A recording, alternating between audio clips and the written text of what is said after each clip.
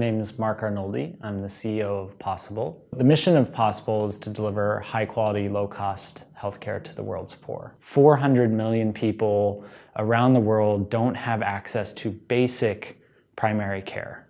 I have to admit, I'm not really a healthcare specialist, so I intended to go to medical school until a friend of a friend invited me to Nepal.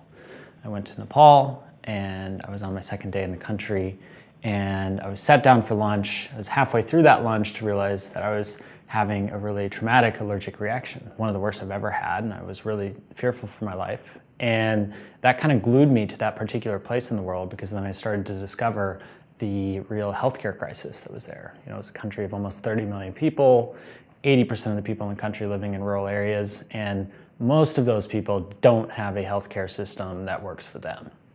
There's sort of three traditional approaches in healthcare, and none of them work for the extreme poor. There's no interest from the private sector being in these communities because there's no revenue opportunity. So that's understandable, but they aren't there. The public sector is often disappointing in terms of just management and service delivery. And then there's the pure philanthropic model. A lot of people know these as maybe mission hospitals. That's kind of the association. And while they can be fantastic sort of islands of excellence, they can't scale to meet the demand. What we realized is we could sort of combine the strengths and the assets of those three into a sort of combined model, something we call durable healthcare. Basically work within the government facilities, the existing facilities, but as a nonprofit healthcare company, we could be responsible for the operations and the service delivery. And the real innovation for us was how healthcare is paid for. If we deliver certain healthcare outcomes that really matter for this population, we get more money. If we don't, we get less. And so this idea of the pay for performance model is very, very unique with regards to, a nonprofit working with a developing world government.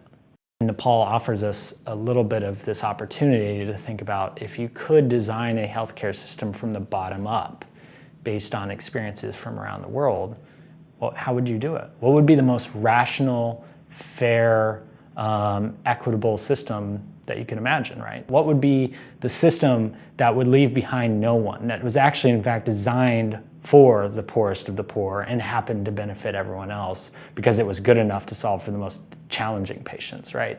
And I think that's really what excites me about our work, is getting to find that time and getting to talk to people about that and learn and think about healthcare system design. It is one of the great sort of assets of being part of the GLG fellowship, is that it just gives you a lot of permission to reach out to world-class experts about really any question you could imagine. We often talk about we're making the road by walking, and that's a daily experience for us. We're trying to build a new way of funding healthcare, a new way of delivering healthcare, and it is often slower than we would prefer because we're a very impatient bunch. But I'm actually really optimistic because every single year we've been working, we've seen year-over-year growth in terms of resource commitment from government, and that's the ultimate end game. Is we really want the government to be a majority payer, and we continue to operate and deliver healthcare in as far-reaching way as we possibly can.